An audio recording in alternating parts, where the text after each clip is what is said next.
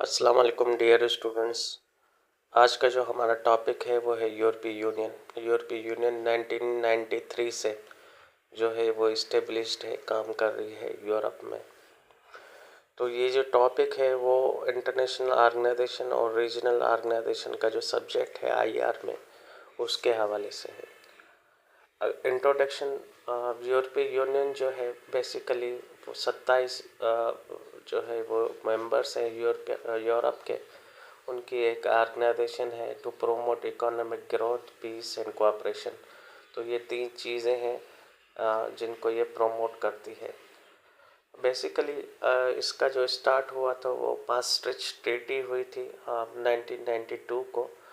तो उसमें ये साइन हुई थी, लेकिन इसकी जो इस्टेब्लिशमेंट डेट है या ईयर है जो ये इन्फोर्स हुई थी वो 1993 में हुई थी।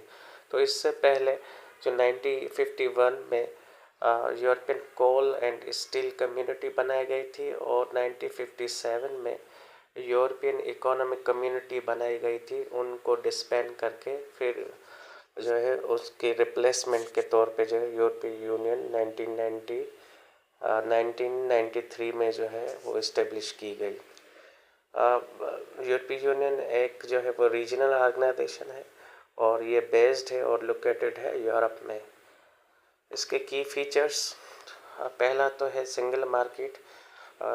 यूरोपीय यूनियन में यूरोजोन का जो है वो कॉन्सेप्ट है, और जो रियासतें इंपोर्ट एक्सपोर्ट करती है, गुड्स है, कैपिटल है, सर्विसेज है, वो एक ही मार्केट पे जो है वो ये सारा कुछ करती हैं। फिर सिंगल करेंसी का कॉन्सेप्ट है यूरोपीय यूनियन में, जिसका नाम यूरो है। 27 ममालिक में से 20 जो है वो रियासतें यूरो जोन के थ्रू जो है वो यूरो करेंसी को जो है वो यूज़ करती हैं। फिर तीसरा कॉन्सेप्ट इसमें ये है शेंजेन एरिया। शेंजेन एरिया वो हैं जिनके लिए शेंजेन वीज़ा जो है वो एप्लीकेबल है। इसका कॉन्सेप्ट फ्री बॉर्डर्स का कॉन्सेप्ट है कि जितने भी यूरोपियन 27 ममालिक हैं ये जो शेंजेन एरिया में आते हैं और शेंजेन वीज़ा यूज़ करते हैं, तो वो बाय रोड जो है इन 27 ममालिक में जा सकते हैं विदाउट एनी जो है वो वीज़ा के। फिर है पॉलिटिकल एंड इकोनॉमिक पॉलिसीज़ के यूरोपीय यूनियन में जो इकोनॉमिक ट्रेड की पॉलिसीज़ है, एग्रीकल्चर की पॉलिसीज़ है, इन्वायरमेंट की पॉलिसीज़ है, वो कॉमन है। तो ये कॉमनली जो है वो इस पे जो सारी पॉलिसीज़ जो है वो अडॉप्ट होती हैं। पांचवा की फीचर इसका foreign policy and security works on common defences and diplomatic strategies.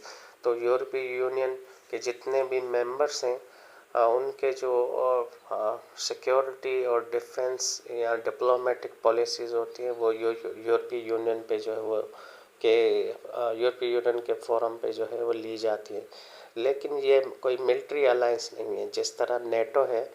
तो यूरोपीय यूनियन पहले भी मैं आपको बता चुका हूँ कि एक सियासी और इक़्तिसादी जो है वो रीजनल ऑर्गेनाइजेशन है, तो ये मिलिट्री अलायंस नहीं है। इसकी ओरिजिन और डेवलपमेंट जो है यूरोपीय यूनियन की वर्ल्ड वॉर 2 के बाद जितनी भी यूरोप में डिस्ट्रक्शन हुई, तो इसलिए दो ऑर्गेनाइजेशंस बनाई गई, एक 51 में, दूसरी 57 में।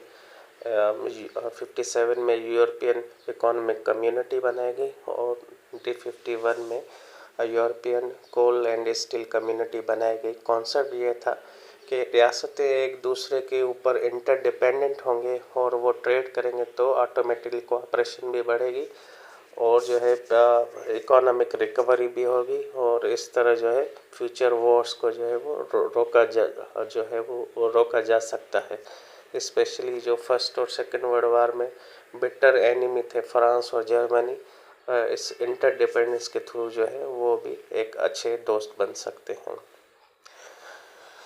फिर ओरिजिन और डेवलपमेंट में जैसे कि मैंने पहले बताया कि 1951 में European coal and steel community बनाई गई और 6 मेंबर्स जो थे ये कम्युनिटी बनाई थी, जिसमें Belgium, France, Italy, Luxembourg, Netherland और वेस्ट जर्मनी।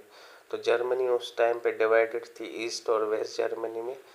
तो वेस्ट जर्मनी जो कैपिटलिस्ट ब्लॉक था उसने जो है इसका मेंबर था। और ये ट्रीटी ये ECSC बनाई गई थी ट्रीटी ऑफ पेरिस के जो है अंदर 1951 में। इसका मकसद ये था कि जितने भी ममालिक हैं वो उनके जो स्टील और कोल की प्रोडक्शन होगी, क्योंकि सेकेंड वर्ल्ड वार के बाद पूरा यूरोप जो है वो फिजिकली डिस्ट्रक्ट हो चुका था। तो जब न्यू कंस्ट्रक्शन हो रही थी तो उसके लिए कोल एंड स्टील जो है उसकी प्रोडक्शन लाजमन थी। तो इसीलिए इकोनॉमिक एक्टिविटी भी जो है रियासतों के बीच में जनरेट हो गई। दूसरी ओरिजिन में आती है EEC economy European economic community 1957 में इसको बनाया गया under the treaty of Rome. इसका मकसद ये था कि एक कॉमन मार्केट होगी जिसमें फ्री ट्रेड और कस्टम्स होंगे को, तो बॉर्डर पे कोई भी टैक्सेस नहीं होगा और यूरोपियन नेशंस जो है उनके बीच में फ्री ट्रेड का कॉन्सेप्ट होगा। और इसके अंदर एक और भी कॉन्सेप्ट आया जिसका नाम था यूरोटॉम, यूरोपियन एटॉमिक एनर्जी कम्युनिटी के यूरोप के अंदर जो भी एनर्जी होगी एटॉमिक एनर्जी, तो ये कंबाइन जो है उसको यूटिलाइज करेंगे, तो उसका नाम रखा गया यूरोटॉम उस एजेंसी का। तीसरी डेवलपमेंट जिसके थ्रू जो है वो यूरोपीय यूनियन इस्टेब्लिश हुई वो थी maastricht ट्रीटी, जो 1992 में जो है वो साइन की गई। लेकिन इसकी जो इस्टेब्लिशमेंट या वर्किंग जो है वो ईयर है वो 1993 है। तो ECC को ट्रांसफॉर्म करके यूरोपीय यूनियन का नाम जो है वो चेंज किया गया, मतलब यूरोपियन इकोनॉमिक कम्युनिटी का नाम चेंज करके यूरोपीय यूनियन रखा गया ताकि इसको मोर इफेक्टिव बनाया जाए। तो इसका मेन कॉन्सेप्ट के सिंगल करेंसी हो जिसका नाम यूरो रखा गया और पॉलिटिकल और इकोनॉमिक इंटीग्रेशन हो यूरोप के जो यूरोपीय यूनियन के मेंबरान हैं उनके दरमियान। फोर्थ और लास्ट जो डेवलपमेंट है तो 1951 से लेके आज तक 1951 में सिर्फ 6 मेंबर थे अपना European coal and steel community के और यूरोपियन इकोनॉमिक कम्युनिटी के। लेकिन आज जो है पहले तो 28 ममालिक थे यूरोपीय यूनियन में, लेकिन ब्रेक्जिट के बाद बरतानिया जब अलग हुआ यूरोपीय यूनियन से तो अभी 27 जो हैं वो मेंबरान हैं। इनके 27 मेंबरान के बीच में शेंजन एग्रीमेंट है। शेंजन एग्रीमेंट का मतलब ये होता है कि इन यूरोपीय ममालिक के बीच में फ्री बॉर्डर का कॉन्सेप्ट होगा। शहरी जो हैं एक दूसरे के कंट्रीज में विदाउट एनी वीज़ा जो है वो ट्रेवल कर सकेंगे। अब है मेन आर्गन्स और इंस्टीट्यूशंस ऑफ जो है वो यूरोपीय यूनियन के जो है वो 7 जो है वो आर्गन्स हैं। तो पहला जो आर्गन है वो है यूरोपियन कमीशन, दूसरा है यूरोपियन पार्लियामेंट, तीसरा है council of the European union, चौथा है यूरोपीय यूनियन काउंसिल और पांचवा है कोर्ट ऑफ जस्टिस ऑफ यूरोपीय यूनियन, छठा है यूरोपीय यूनियन सेंट्रल बैंक, सातवां है यूरोपीय यूनियन कोर्ट ऑफ ऑडिटर्स। तो ये 7 जो है ये मेन आर्गन्स या इंस्टीट्यूशंस हैं यूरोपीय यूनियन के। तो पहला जो आर्गन है यूरोपीय यूनियन का वो उसका नाम है यूरोपियन कमीशन। तो यूरोपीय कमीशन जो है वो एग्जीक्यूटिव बॉडी है। इसका जो रोल है एग्जीक्यूटिव बॉडी का मतलब रूल्स एंड रेगुलेशन को जो है वो इम्प्लीमेंट करवाना होता है। उसके बाद जो यूरोपीय यूनियन बजट और पॉलिसीज़ हैं उनको इम्प्लीमेंट करवाना। और तीसरा जो इसका जो रिप्रेजेंटेटिव होते हैं इसमें वो यूरोपीय यूनियन के जो 27 ममालिक होते हैं उन 27 ममालिक के 27 ममालिक में से हर एक कंट्री का एक जो रिप्रेजेंटेटिव है वो इस यूरोपियन कमीशन का जो है वो मेंबर होता है। तो यूरोपियन कमीशन जो है बेसिकली एक एग्जीक्यूटिव बॉडी है। दूसरा है यूरोपियन पार्लियामेंट। वो नाम ही है यूरोपियन पार्लियामेंट, जिस तरह हमारे पास जो है पार्लियामेंट होती है और नेशनल असेंबली और प्रोविंशियल असेंबली। तो ये लेजिस्लेटिव बॉडी है। लेजिस्लेटिव बॉडी मीन्स कानून साज असेंबली, जहाँ पे कवानीन बनते हैं, कवानीन एमेंड होते हैं और उसके बाद जो है फिर यूरोपियन कमीशन के थ्रू जो है उनको एग्जीक्यूट करवाया जाता है।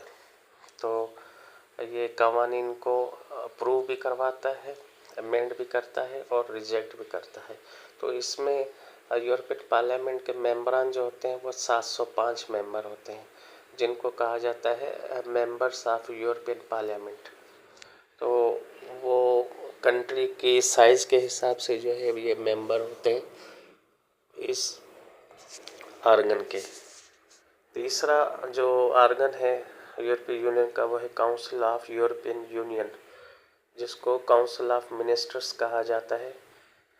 इसमें जो यूरोपीय यूनियन के 27 मेंबर्स हैं उनमें जो मुख्तलिफ उन कंट्रीज़ के जो है वो मिनिस्टर्स होते हैं, तो वो इसके जो है वो मेंबर्स होते हैं। इसका काम जो नेशनल गवर्नमेंट्स ऑफ यूरोपीय यूनियन वो मेंबर स्टेट्स होती हैं। फिर legislative and budgetary power with the European parliament. तो जो सेकंड जो आर्गन है यूरोपियन पार्लियामेंट, तो उसके साथ मिलके ये लेजिस्लेट करता है और लेजिस्लेट करता है लॉज की, और बजट जो है उसको डिस्ट्रीब्यूट करता है। तो चौथा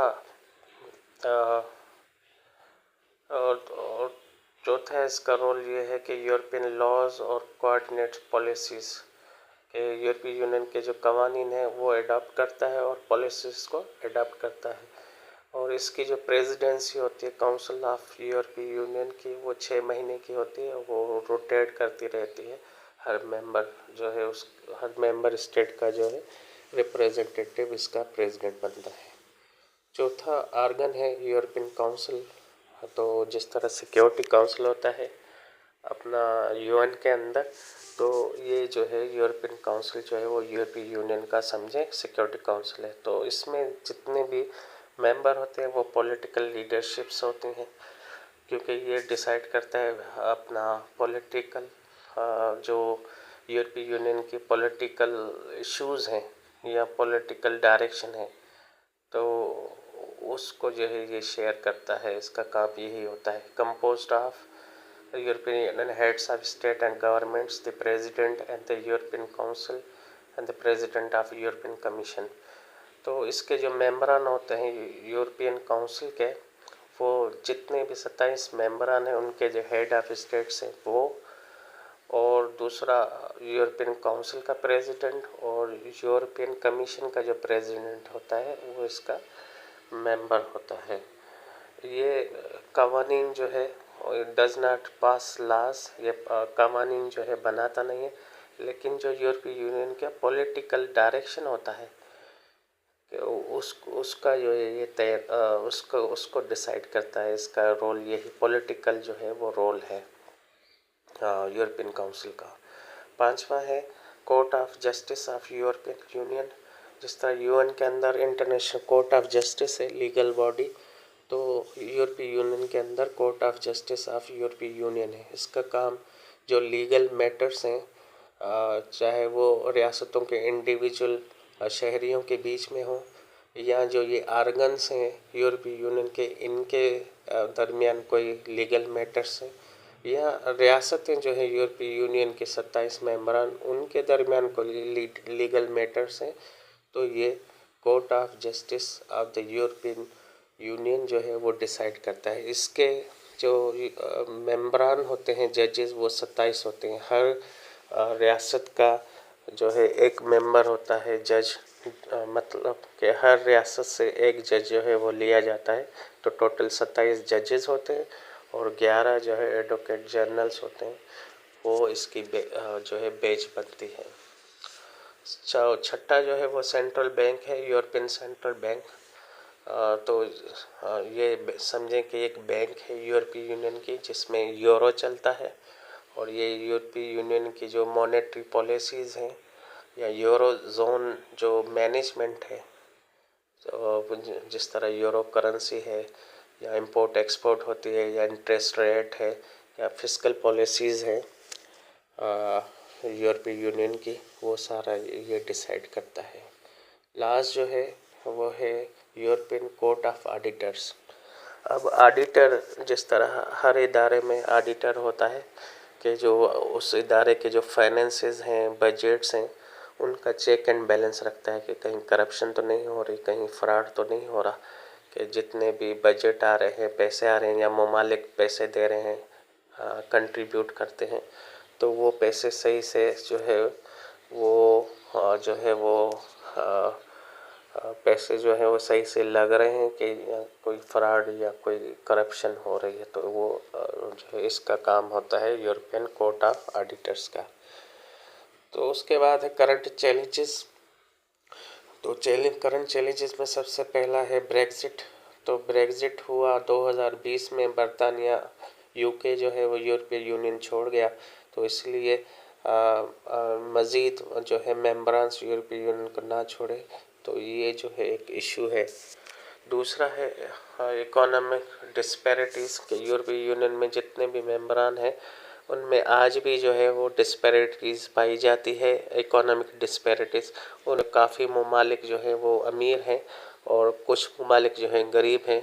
हालांकि यूरो जोन बना हुआ है, करेंसी भी सेम है यूरो, तो उसके बावजूद भी जो है वो इनमें से कुछ अमीर ममालिक हैं और कुछ जो है गरीब हैं, तो ये भी एक इशू है। फिर माइग्रेशन एंड रेफ्यूजीज पॉलिसीज़ हैं कि जितने भी इमिग्रेशन पॉलिसीज़ या ह्यूमनिटेरियन क्राइसिस हैं, तो उसके लिए भी जो है ये भी एक जो है वो इशू है यूरोपीय यूनियन के लिए।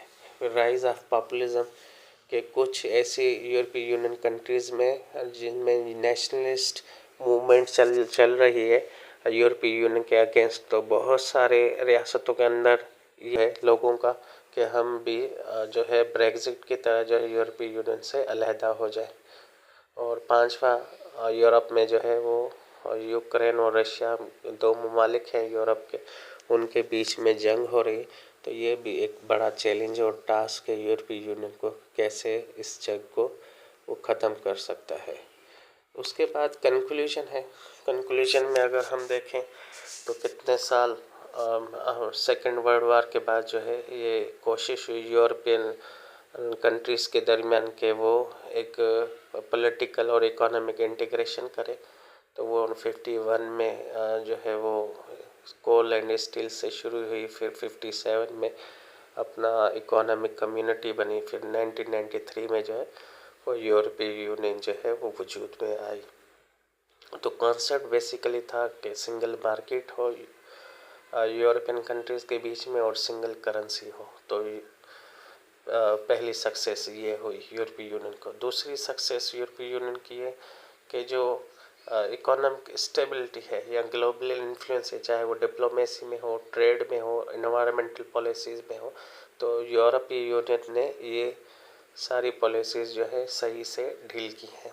तीसरा के जो चैलेंजेस है, जैसे ऊपर चैलेंजेस 5 चैलेंजेस जो है मैं बता के आया हूँ, इनको जो है वो टैकल करना, इनको हल करना ये सबसे बड़ा टास्क है यूरोपीय यूनियन के लिए। चौथा कि डिस्पाइट द चैलेंजेस यूरोपीय union remains model for the regional cooperation, कि जितनी भी चैलेंजेस हो लेकिन ये बाकी मुल्कों के लिए, दुनिया के बाकी ममालिक के लिए जो है ये एक रोल मॉडल है यूरोपीय यूनियन में, कि किस तरह जो इकोनॉमिक पॉलिटिकल में इंटीग्रेशन है, चाहे वो यूरो जोन हो या यूरो हो, सिंगल करेंसी हो, या शेंजन एरियाज़ हो, कि फ्री ट्रेड का कॉन्सेप्ट हो, फ्री ट्रैवलिंग का कॉन्सेप्ट हो, तो इसमें जो है ये सक्सेसफुल रही है यूरोपीय यूनियन। जितनी भी दुनिया में रीजनल ऑर्गेनाइजेशन है उनमें से सबसे ज़्यादा जो सक्सेसफुल रेट है वो यूरोपीय यूनियन का है।